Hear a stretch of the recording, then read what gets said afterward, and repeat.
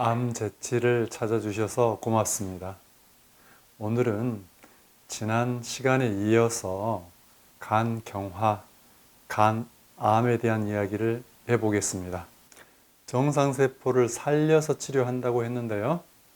염증에 시달리는 간세포를 살리려면 무엇을 해야 할까요? 무엇을 하지 말아야 할까요? 무엇보다도 화를 내지 말아야 합니다. 술이야 너무나 명백히 해롭다고 알고 있어서 끊으려고 하겠지만 스트레스, 그 중에서 울화, 분노, 조급, 짜증 같은 감정도 술만큼 해로울까요? 발암물질일 수 있을까요? 우리가 술을 마시면 겁이 없어지고 용감해지잖아요. 얼굴이 붉어지는 것을 보면 혈액이 간으로 모이는 대신 말초로 퍼진다는 것을 알 수 있겠죠. 위에서 아래로 소화관을 따라 내려와야 할 담즙도 술기운을 따라 오히려 배설이 억제될 것이라는 점도요. 술기운에 겁이 줄고 용감해지는 것은 혈액이 머리로 몰리기 때문에 가능한데요. 화를 내는 경우에도 똑같습니다. 소설 수호지의 무송이가 호랑이를 맨손으로 때려잡았다거나 장길산에서 소금장수 강선흥이 뿔을 낚아채 황소의 싸움을 뜯어 말리는 모습은 모두 콧바람을 씩씩거리면서 분기탱천했다고 하는데요. 호랑이나 황소에 대적할 만큼 많은 피를 머리와 손발로 내보낼 수 있었기 때문에 가능한 일입니다.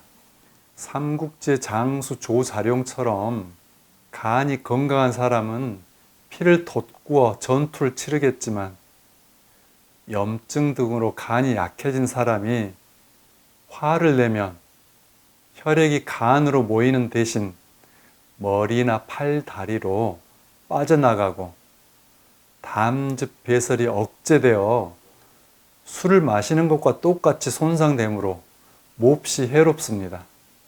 술은 입에 대지도 않는데 지방간이 심한 사람은 술 취한 사람처럼 얼굴이 붉거나 손바닥이 불구죽죽 하듯이 화난 이의 얼굴도 불구락푸르락한데요. 마음을 누그러뜨리면 피가 간으로 되돌아갑니다. 숨을 천천히 깊게 쉬면 뚜껑이 열리도록 끓던 녹이도 횡격막 밑으로 가라앉게 되고요. 우리 몸에서 천장과도 같은 허파가 서늘해지면서 그 아래에 자리한 간의 열기도 식혀질 수가 있습니다.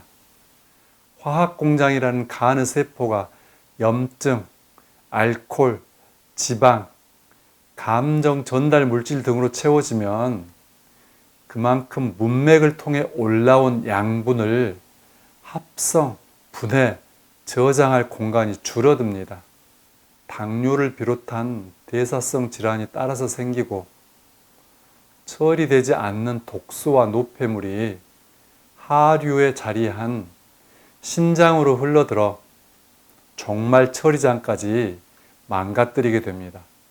걷기나 운동이 좋은 점은 머리보다는 팔다리를 쓰게 되니 저장고인 근육이 회복되고 소화도 돕고요. 당장 숨쉬기에 바쁘다 보면 옛일을 떠올릴 겨를이 없어진다는 점입니다. 머리가 비워지고 팔다리가 노곤해지면 잠도 잘 오게 되는데요. 호흡과 소화, 잠과 운동이라는 천기와 지기, 동정, 음양이 조화를 이루는데 운동은 훌륭한 연결고리가 될 것입니다. 정리하면요. 첫 번째, 스트레스가 강력하고도 명백한 발암물질이라는 것을 인식해야 합니다. 실험실에서 증명할 수 있는 물리화학적 발암인자와는 달리 사람의 과로나 긴장, 감정적인 스트레스는 분자 수준의 발병기 전 현미경 수준의 인과관계를 밝혀내기가 어렵습니다. 실험실에서 증명이 안 되었다고 해서 치료에 있어서 무시하기에는 생명이 달린 문제가 아니겠습니까? 두 번째, 스트레스에서 철저하고 지속적으로 벗어나야 합니다. 암 환자가 술 한 방울, 담배 한 모금도 입에 대지 않기는 필요하고 또 가능한 거잖아요. 해롭다는 걸 분명히 알고 있고 눈에 보여 측량도 가능한 대상이니까요. 하지만 스트레스는 눈에 띄거나 측량이 쉽지 않아서 무자르듯 분명치가 않고 모호한 점이 두 번째 어려움입니다. 그렇기 때문에 얼마나 언제까지 스트레스로부터 단절되어야 하는지 애매하다는 것이죠. 폐암 환자의 담배만큼, 간암 환자의 술만큼, 그리고 생존율의 기준인 5년간은 철저하게 스트레스 제로 상태로 지켜져야 하지 않겠습니까? 세 번째는요, 그럼에도 불구하고 스트레스에 벗어나기는 여전히 어렵습니다. 가족같이 가까운 사람, 뗄 수 없는 관계에서 주고받고 하는 경우가 많기 때문이죠. 따라서 용서, 화해, 사랑과 위로가 절실합니다. 위로 대뇌 피질과 아래로 뇌 줄기 사이에 있는 변연계에서 감정의 파도가 한번 일어나면 이성을 무너뜨려 자기 절제를 할 수가 없게 됩니다. 하지만 다행히도 감정의 상처는 감정으로 위로받을 수가 있고 잠이나 운동, 호흡이나 음식 같은 생존 활동으로부터 조절되기도 합니다. 간암은 재발률이 높은 편인데요. 한편으로는 간염, 간경화를 치료하여 정상세포를 회복시키지 못했기 때문일 거고요. 다른 편으로는 마음이 허전하여 술을 댔거나 분노가 다시 일었기 때문은 아닐까요? 누군가의 눈물에 화가 누그러지고 용서를 경험한 적이 있나요?